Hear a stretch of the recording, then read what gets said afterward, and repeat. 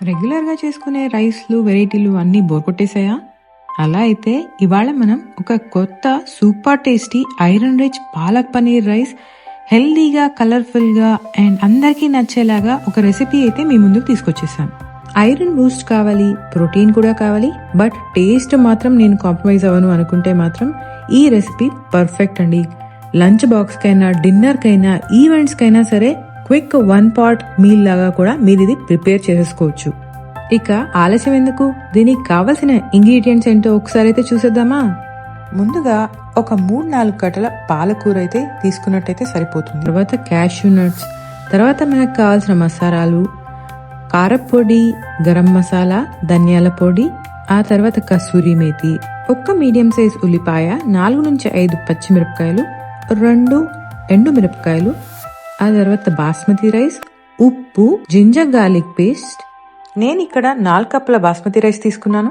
Rice ముందుగానే కడిగి పెట్టుకుని ఒక 20 నిమిషాల పాటు నానబెట్టుకున్నట్టయితే బాగా కుక్ అవుతుంది. ఇప్పుడు ముందుగా గిన్నెలో కొంచెం వాటర్ తీసుకుని దాంట్లో కొంచెం ఉప్పు, బ్రౌన్ షుగర్ వేసుకుని అవి వేడయ్యాక పాలకైతే అందులో అంతా క్లీన్ చేసుకున్నది వేసేసుకోవాలి. షుగర్ వేసుకోవడం వల్ల పాలక్ కలర్ అలాగే ఉంటుంది. ఒక 4-5 నిమిషాలు కుక్ చేసుకుంటే చాలు. ఇది మరీ ఎక్కువగా కుక్ చేసుకోవద్దు. వెంటనే ఇలా ఒక గిన్నెలో నీళ్లు తీసుకుని ఐస్ ముక్కలు వేసుకుని దాంట్లో అయితే వేసేసుకోవాలి. లేదంటే మీరు చల్లటి నీళ్ళ కిందైనా రన్ చేయొచ్చు. దీనివల్ల పాలక్ కలర్ రిటైన్ అవుతుంది. ఆ తర్వాత ఈ చల్లబడ్డ పాలకూరనైతే ఒక గ్రైండర్ జార్ తీసుకుని అందులో ఈ ఆకులన్నీ వేసుకుని దాన్ని మెత్తటి పేస్ట్గా అయితే రుబ్బుకొని పక్కన పెట్టుకోవాలి. ఇప్పుడు ఇక ఇలా ఒక ప్యాన్ తీసుకుని అందులో 2 టీ స్పూన్ల నూనె, ఆ తర్వాత 1.5 టీ స్పూన్ బటర్నైతే నేను వేసేసుకుని బటర్ అంతా కరిగి నూనె వేడెక్కిన తర్వాత దాంట్లో 1 టీ స్పూన్ జీలకర్ర అయితే వేసేసుకుంటున్నాను. ఆ తర్వాత మనం ఆల్రెడీ చీలి పెట్టుకున్న పచ్చిమిరపకాయలని అలాగే ఆ 2-3 ఎండు మిరపకాయలని కూడా ఈ నూనెలో వేసుకుని దాంతో పాటు 1 teaspoon ginger garlic paste ని కూడా అదే నూనెలో వేసుకుని వీటన్నిటిని అయితే ఒకసారి బాగా వేయించుకున్నాను. ఆ తర్వాత మనం ఆల్రెడీ కట్ చేసి పెట్టుకున్న ఉల్లిపాయ ఉంది కదా, ఆ ఉల్లిపాయ ముక్కలను కూడా ఇందులో వేసేసుకుని ఒక్కసారి ఈ ఉల్లిపాయలు ట్రాన్స్లూసెంట్ కలర్ కి వచ్చే వరకు, అంటే కాస్త రంగు మారి మరీ నల్లబడకుండా ఉండే వరకు వేయించాలి. ఉల్లిపాయలతో పాటే నేను ఇందులో కాజులను కూడా వేసేసుకుంటున్నాను. 1 కప్పు తీసుకున్నాను. ఆ తర్వాత ఇందులో ఆల్రెడీ చిన్న ముక్కలుగా చేసి పెట్టుకున్న పన్నీర్ని కూడా వేసుకున్నాను.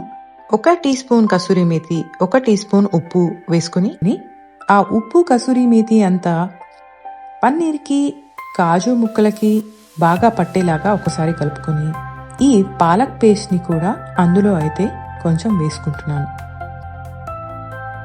ఇప్పుడు ఇక ఈ పాలక్ పేస్ట్ అంతా పన్నీర్కి మరియు కాజు ముక్కలకైతే పట్టేలాగా ఇలా ఒక్కసారి కలుపుకొని దాన్ని కుక్ అవ్వడానికి కాసేపు వదిలేసాను.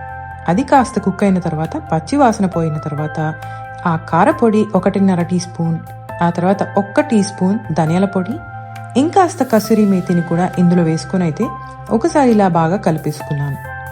ఇలా వేసుకున్న తర్వాత ఒక 2 నిమిషాల పాటు దాన్ని కుక్ అవనిచ్చి ఆ తర్వాత ఇందులో మీరు తీసుకున్న రైస్ బట్టి నీళ్లు పోసుకోవాలి. నేనైతే ఒక 5 గ్లాసుల వరకు ఇందులో నీళ్లు పోసుకుని నీళ్ళని వేడవనిచ్చాను. ఆ తర్వాత ఇందులో 1 టీ స్పూన్ మళ్ళీ బటర్ వేస్తున్నాను. మళ్ళీ మూత పెట్టుకొని ఈ నీళ్లు బాగా మరిగిన తర్వాత ఇందులో 1 టీ స్పూన్ ఉప్పు, 1 టీ స్పూన్ కారపొడి కూడా వేసుకుని దాన్ని మళ్ళీ బాగా మరగనించాను మూత పెట్టుకుని. ఇక్కడ మీరు చూస్తున్నట్టుగా ఆ నీళ్ళైతే బాగా మరిగిపోయాయి. మసాలాలన్నీ చక్కగా ఈ నీళ్ళల్లో కలిసిపోయాయి. ఇప్పుడికే ఇందులో మనం ఆల్రెడీ నానబెట్టుకున్న రైస్ ని వేసేసుకోవచ్చు. నేను ఆ రైస్ అంతా యాడ్ చేసేసుకుని ఒక్కసారిగా ఇలా మొత్తం కలుపుకొని ముద్దలుగా అవ్వకుండా ఉండటానికి, పైగా అంతా కలిసేలాగా ఒక్కసారి అయితే కలిపేసుకుని దాని మీద మూత పెట్టుకుని ఒక 3-4 నిమిషాలు అయితే దాన్ని కుక్ అవనించాను. ఆ తర్వాత ఒక్కసారి మూత తీసుకుని ఆ రైస్ నంతా మళ్ళీ ఒక్కసారి అయితే ఇలా కలిపేసుకుంటున్నాను. ఇలా కలుపుకొని మళ్ళీ మూత అయితే పెట్టుకుని ఒక 10-12 నిమిషాల వరకు ఈ రైస్ ని కుక్ అవటానికైతే వదిలేశారంటే ఇదిగోండి, ఇక 10-12 నిమిషాల తర్వాత రైస్ అయితే ఇలా బాగా కుక్ అయిపోతుందండి. చూసారు కదా రైస్ ఎలా పొడి పొడిగా వచ్చిందో. ఆ స్టీమ్ అంతా పోవడం కోసం అయితే నేను మళ్ళీ ఒకసారి మూత పెట్టుకొని ఒక 2-3 నిమిషాలు కుక్ అవనించాను. ఇక ఆ నీళ్ళంతా పూర్తిగా పోయి రైస్ అయితే ఇలా విడివిడిగా చాలా బాగా రెడీ అయిపోయిందండి. ఇది పిల్లలకు కూడా లంచ్ బాక్స్ లో చాలా బాగా నచ్చుతుంది. రుచి అయితే పాలక్ పన్నీర్ లాగే ఉంటుంది కనుక ఎవరైనా సరే వేళ్లు నమిలేస్తూ తినేస్తారు ఖచ్చితంగా.